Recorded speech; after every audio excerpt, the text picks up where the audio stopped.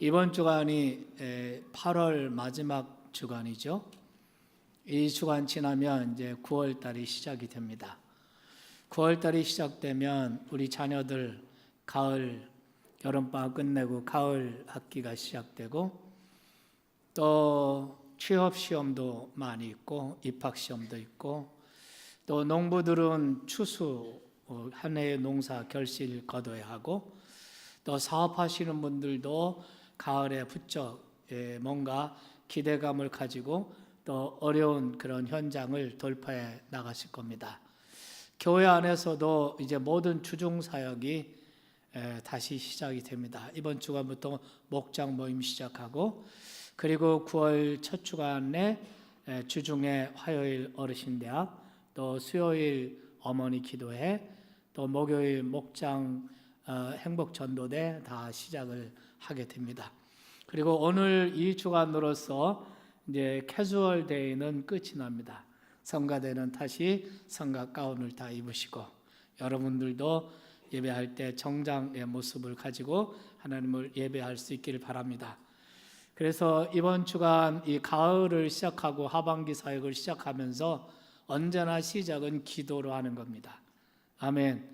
그래서 이번 주 토요일 날 본래 토요일은 우리가 새벽 기도를 모이지 않는데 금요일 날 밤에 촬영이기 때문에 근데 이번 특세는 어린이들, 학생들, 직장인들 이런 분들을 위해서 토요일 9월 1일부터 시작을 하겠습니다. 주일날, 토요일날, 주일날 그리고 한 주 9월 첫 주 가을 총동원 특세가 되겠습니다.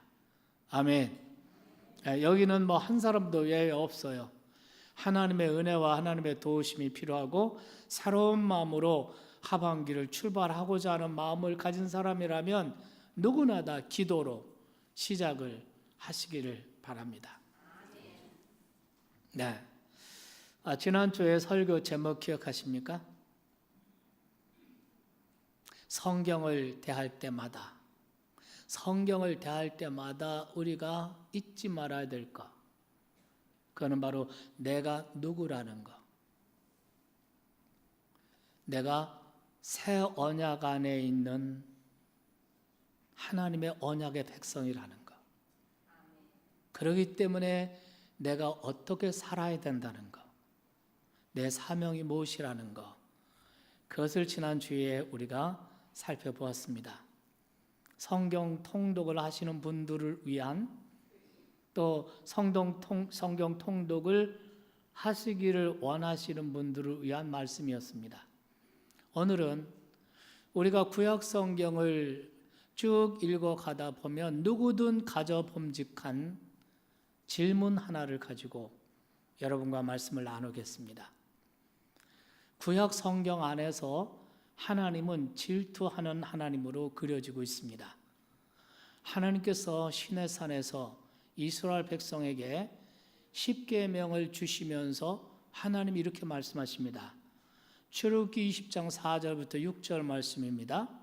너를 위하여 새긴 우상을 만들지 말고 하늘 위에 있는 것이나 땅 아래에 있는 것이나 땅 아래 물속에 있는 것에 어떤 형상이든지 만들지 말며 그것들에 절하지 말고 아무 형상이든지 섬기지 말라. 네. 내 하나님 야훼는 질투하는 하나님인즉 나를 미워하는 자의 죄를 갚되 아버지로부터 아들에게 3, 4대까지 이르게 하거니와 나를 사랑하고 내 계명을 지키는 자에게는 1000대까지 은혜를 베푸느니라. 십계명을 주시면서 하나님께서 모세에게 자신을 계시하십니다. 나 야훼는 질투하는 하나님이시다. 질투하시는 하나님에 대한 언급은 그 이후에도 거듭 반복해서 나옵니다. 가령 신명기 34장 14절에 보시면 이렇게 기록이 되어 있습니다. 다 같이 한번 큰 소리로 읽겠습니다. 너는 다른 신에게 절하지 말라. 여호와는 질투라 이름하는 질투의 하나님이다. 하나님의 이름이 질투라는 거예요. 하나님은 질투하시는 하나님이시라는 거예요. 하나님의 질투심을 가장 심하게 격발시키는 것이 바로 우상 숭배입니다. 오늘 우리가 본문 여호수아 24장, 이것은 여호수아의 고별 설교, 여호수아의 유언과 같은 설교입니다. 23장부터 시작합니다. 여호수아 23장에 보면 여호수아가 나이 많아 늙었더라 그랬습니다. 그리고 자기 백성들에게 마지막으로 설교를 한 것이 23장과 24장입니다. 여호수아는 모세를 도와 광야에 이스라엘 백성들을 이끌면서 이스라엘 백성들이 얼마나 쉽게 하나님을 등지고 우상 숭배에 빠지는가를 보아왔습니다. 그래서 마지막 하나님의 부르심 임종 앞에 섰을 때 마음이 불안합니다. 지금 이스라엘 백성들이 가나안 땅을 정복하고 땅을 분배했지만 이 백성들이 언제 어느 순간 하나님을 등지고 우상 숭배에 빠질지 염려가 되었습니다.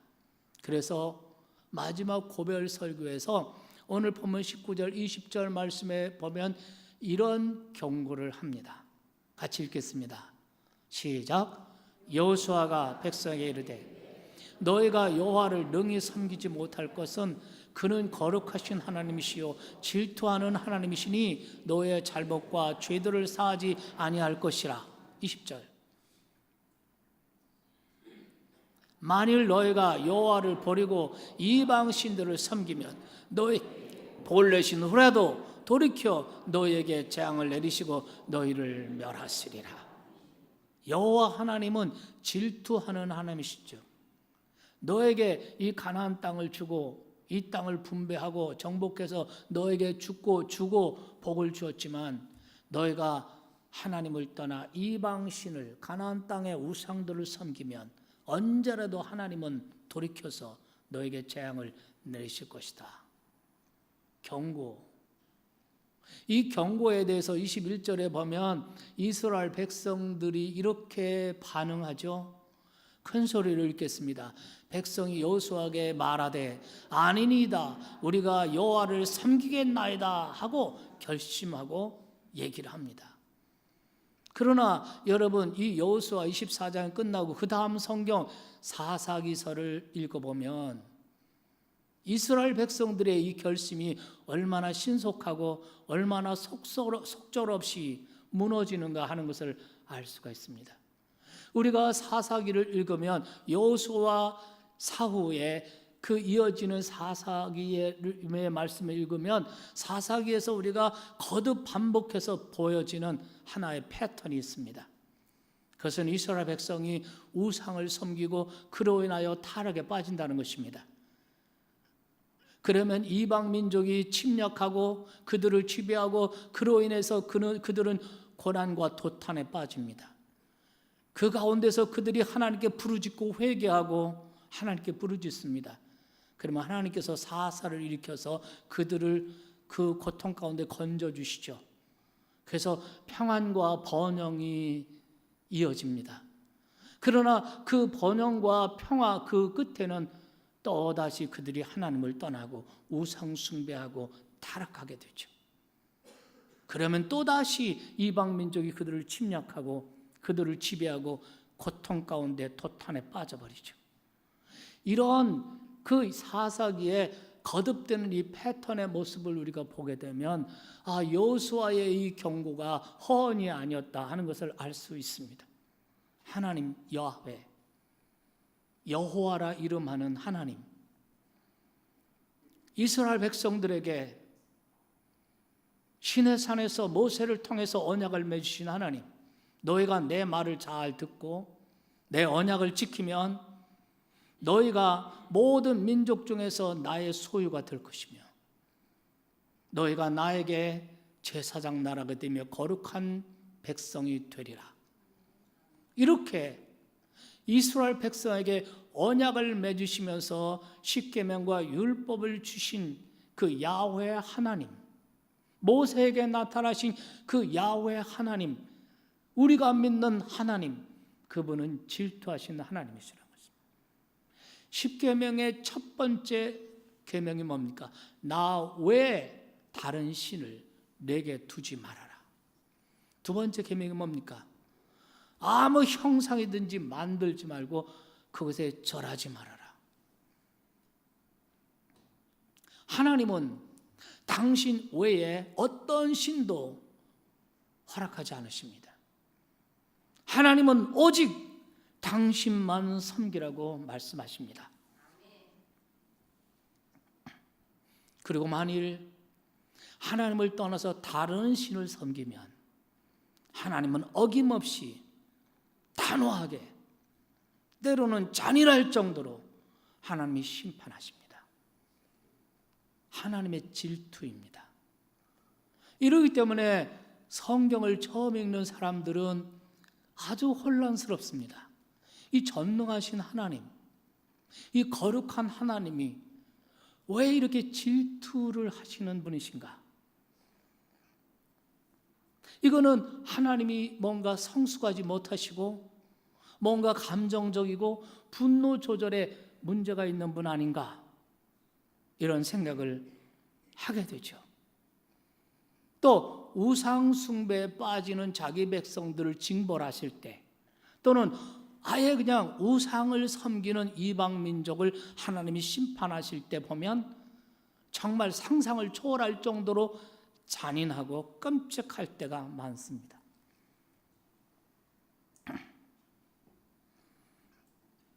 그래서 현대 무신론의 교주격인 리차드 도킨스는 그의 책 만들어진 신이라는 책에서 이 점을 강조하면서 구약 성경을 기괴한 책으로 폄하합니다. 그리고 하나님을 미숙하고 유치하고 이런 감정적인 야만적인 이런 신으로 하나님을 폄하하고 그 하나님을 로마 그리스 신화에 나오는 그 시기하고 질투하는 그 신들로 폄하를 합니다.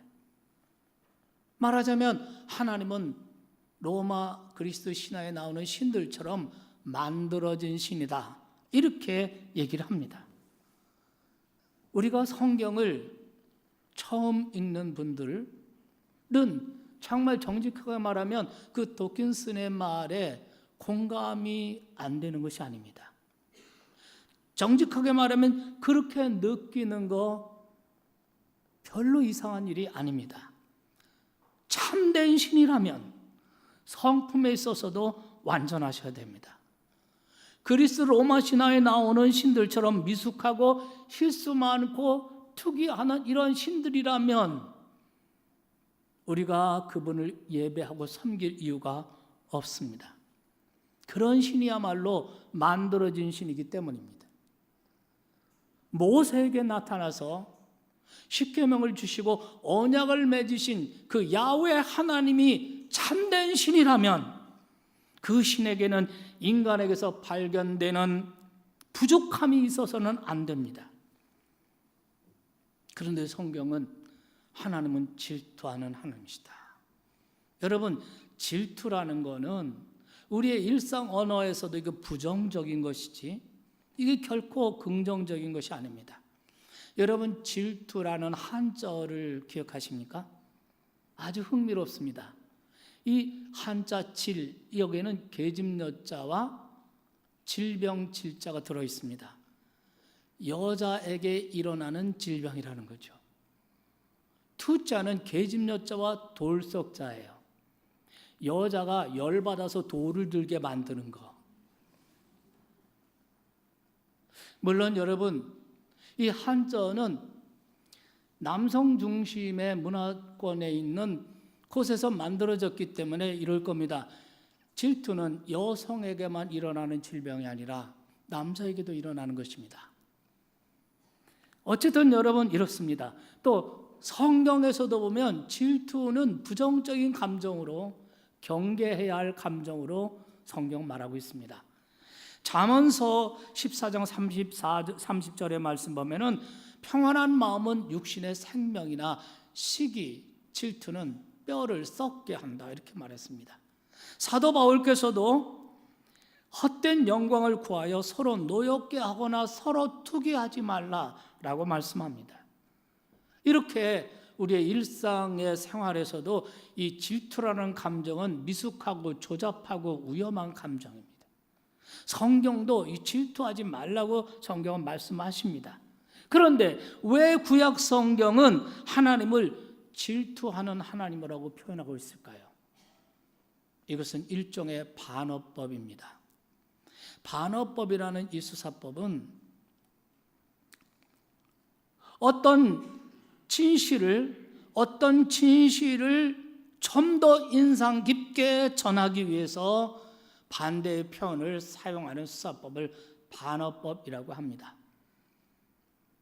가령 맛있는 음식을 맛보고 죽이네 이렇게 말하는 것이 반어법입니다.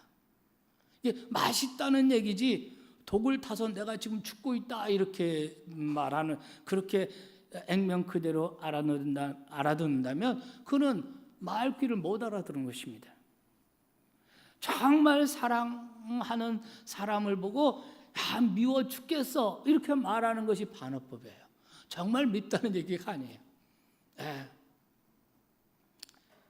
사랑한다는 얘기를, 사랑이라는 진실을 강조하기 위해서 반대의 표현을 쓰는 것이, 그것이 반어법입니다.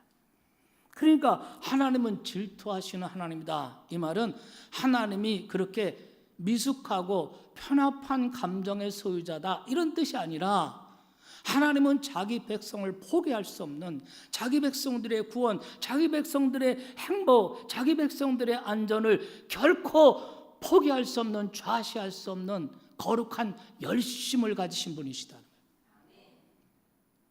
깨달으시면 아멘 합시다.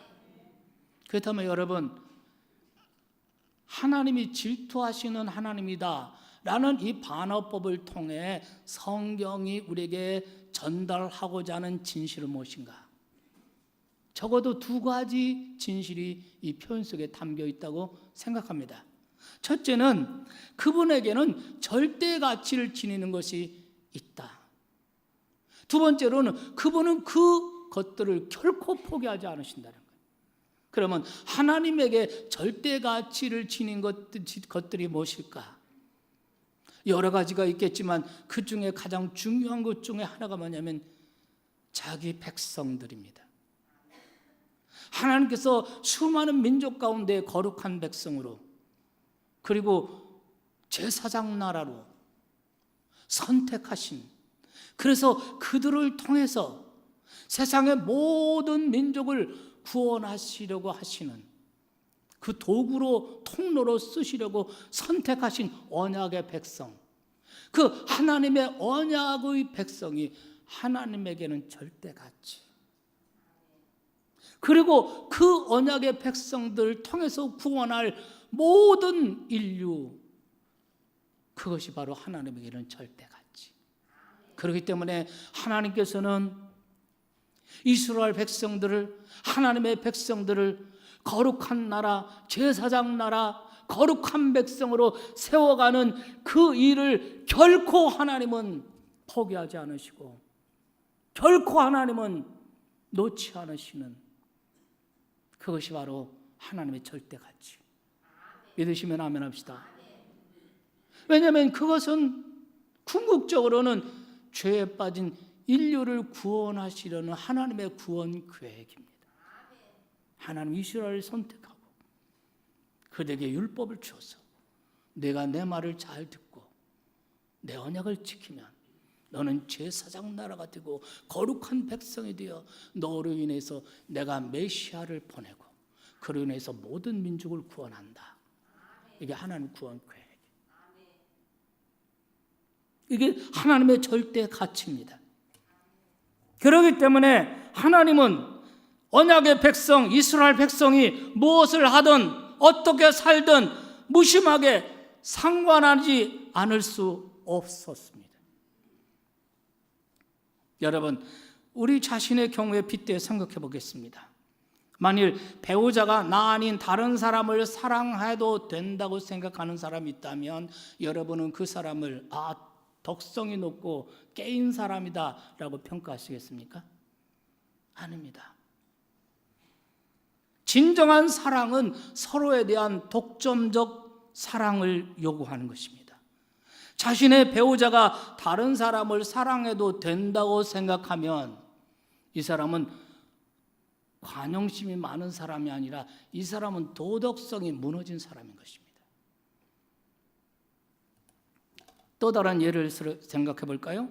정상적인 부모라면 자녀의 행복에 절대 가치를 부여합니다. 물론 부모마다 자녀에게 행복이 무엇인가라는 견해는 다를 수 있습니다. 그러나 자녀가 행복해지기를 바라는 거, 이거는 예외가 없어요. 그렇기 때문에 자녀가 어떻게 살든 무슨 짓을 하든 대자대비한 눈으로 지켜보지 않습니다. 자녀의 행복에 어떤 심각한 문제가 발생한다 싶으면 부모는 잔소리도 하고 적극적으로 나서서 아이들에게 맞서는 것입니다.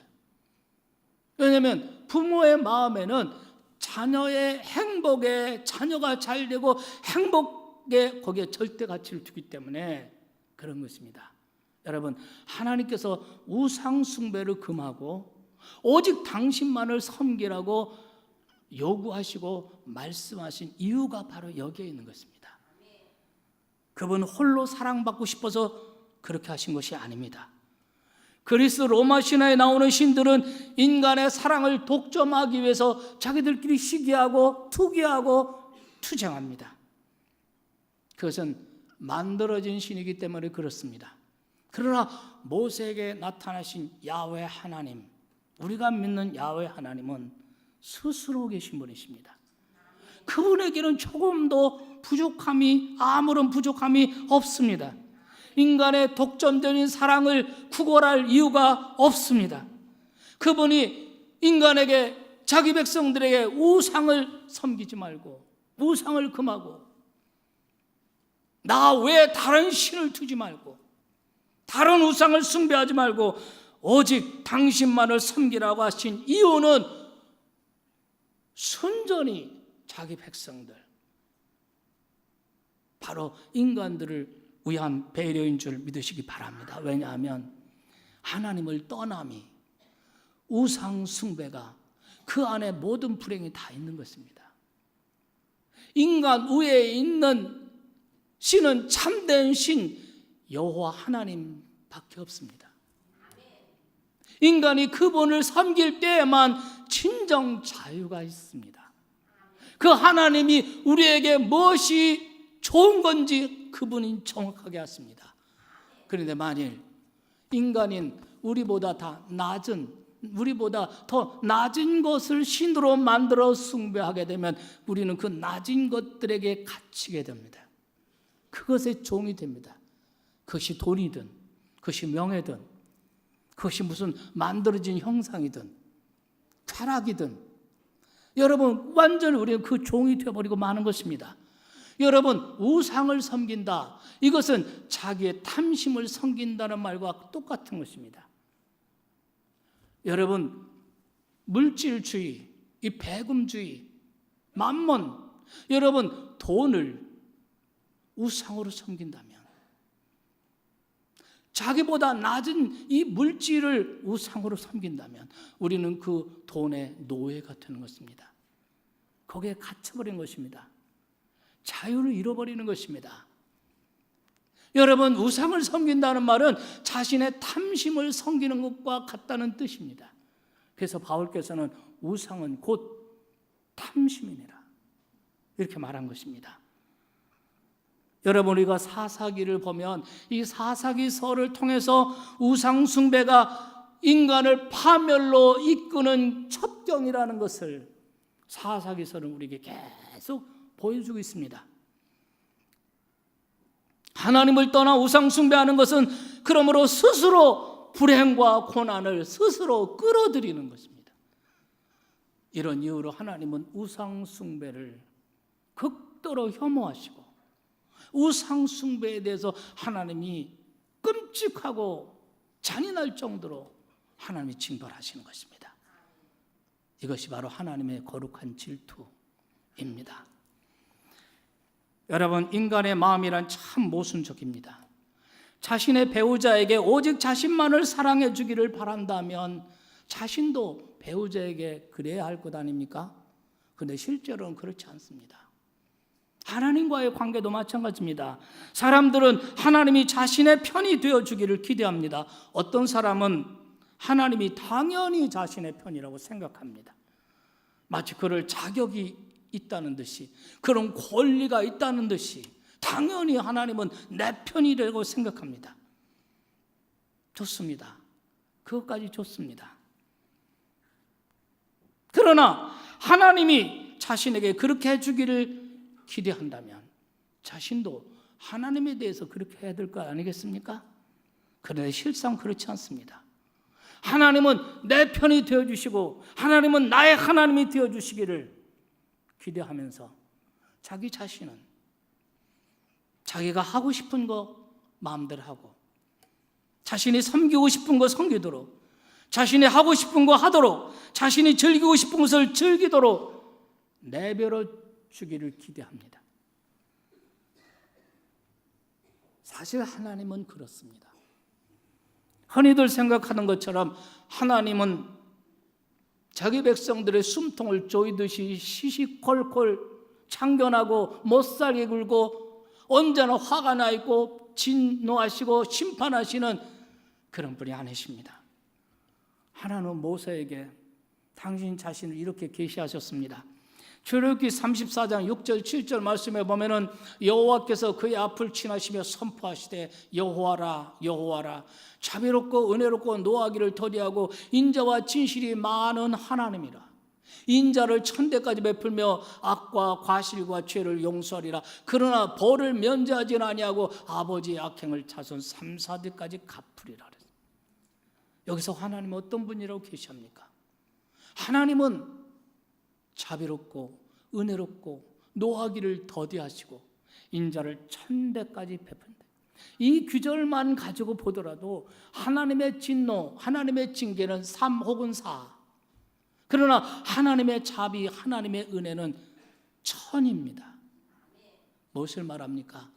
하나님은 때때로 심판하시고 징계하시지만 하나님의 본성은 사랑이시다. 하나님의 본성은 자비고 은혜다. 그런데 왜 성경에는 그렇게 하나님의 심판, 하나님의 징계 이야기가 왜 그렇게 많습니까? 여러분, 여기에 대해서 우리가 잠시 생각해 봐야 됩니다. 여러분, 우리가 사사기서를 놓고 보면 이 사사시대 온니엘 사사로부터 사무엘 사사까지 이 사사기의 기간이 약 400년입니다. 이 사사기 400년 기간에 이 400년이라는 이 시기와 기간과 그리고 이 시대에 일어난 하나님의 징계의 횟수를 한번 비교해 보세요. 하나님의 심판, 징계와 징계 사이는 수십 년, 어떤 때는 100년 이렇게 지납니다.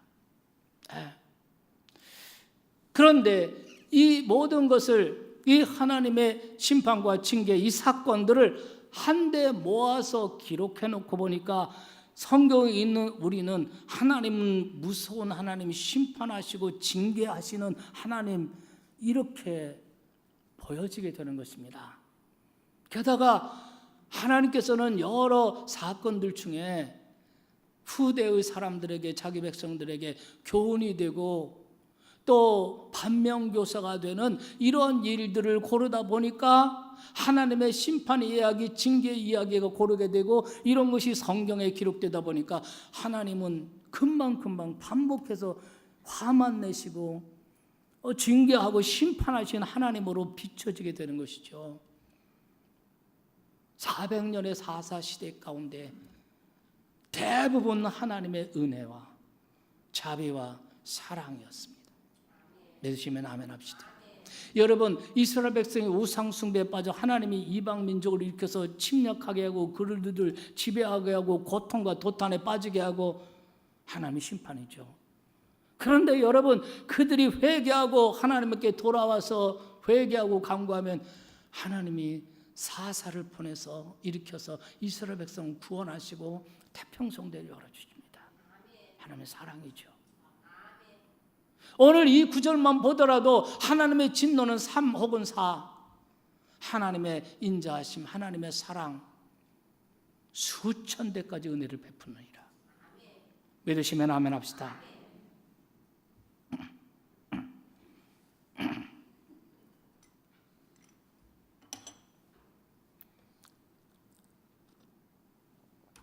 하나님은 머리끝까지 화가 나서 한 번만 더 잘못해봐라, 그냥 안 두겠어? 하고 벼르면서 노려보시는 하나님이 아니십니다. 그분은 우리에게 자유의지를 주셨고 그 자유의지를 사용하여 우리 스스로 바른 길, 복받는 길을 선택하며 가기를 하나님은 기대하셨습니다. 때로는 넘어져고 미끄러져도 하나님은 마음 졸이며 기다리십니다. 용서하시고 용서하시며 또 용서하십니다. 기다리고 기다리며 또 기다리십니다. 그분의 본성이 사랑이시기 때문에 그렇습니다. 그러다가 정 안 되겠다 하면 하나님이 그때 예외적으로 심판 혹은 징계로서 대응하시는 것입니다. 끝내 포기하지 못하는 그분의 사랑 때문에. 이것이 바로 하나님의 거룩한 질투라는 것입니다. 여러분과 제가 믿는 하나님, 이 성경 속에 계시하신 야훼 하나님이 만일 질투하는 하나님이 아니셨더라면, 만일 우리의 하나님이 무심한 하나님이셨다면, 우리가 죄를 짓든 우리가 멸망의 길 가든 우리가 불행해지든 어떻게 살든 무심한 하나님이셨더라면 역사 속에 모세도 율법도 선지자도 그리고 세례 요한도 예수님도 없었을 것입니다. 인간의 구원, 죄와 사망에 빠진 인간의 구원을 하나님의 절대 가치로 여기고 그것을 위해서 자신의 모든 것을 쏟아붓는 하나님의 거룩한 질투가 아니었으라면 예수님도 십자가도 없었을 것입니다. 십자가는 인간 구원을 위하여 하나님의 모든 것을 쏟아부으신 사건이 십자가인 줄 믿으시기 바랍니다. 그러므로 우리가 선거를 이기면서 나는 질투하는 하나님이다 이런 말을 읽을 때 우리는 두려워 떨 것이 아닙니다. 하나님이 미숙하고 감정적이고 편협한 하나님이라고 무시해서도 안 될 것입니다. 오히려 하나님은 인간의 구원을 위해 펄펄 끓고 있는 그 하나님의 열심, 하나님의 마음을 읽을 수 있어야 합니다. 그리고 그 사랑에 응답할 수 있어야 합니다. 우리가 그 말씀을 읽을 때 우리는 감사해야 되고 그 하나님의 사랑의 열심에 우리는 항복해야 합니다. 그리고 사랑에 응답해야 합니다. 아무 자격도 없는 죄에 빠진 우리를 구원하시기 우리를 향한 그 뜨거운 사랑에 우리도 사랑으로 응답해야 합니다. 더는 하나님을 짝사랑하게 만들어서는 안 될 것입니다. 저와 여러분이 도대체 어떤 존재인데 어떻게 우리가 그분을 짝사랑하게 만드는 것입니까? 우리는 신속하게 하나님께 돌아와야 합니다. 우상을 버리고 내가 주인 삼은 모든 것 내려놓고 내가 사랑했던 모든 것 내려놓고 오직 주님만 사랑해. 믿습니까? 질투의 사랑으로 나를 사랑하신 그 질투하는 사랑 앞에 저와 여러분 모두 질투하는 사랑으로 응답할 수 있기를 바랍니다. 우리도 그분을 향해 질투의 사랑을 바쳐야 합니다. 왜냐하면 그 사랑만이 저와 여러분을 구원하고 그 사랑만이 저와 여러분을 자유하게 하고 그 사랑만이 저와 여러분을 진정 복되게 할 수 있기 때문에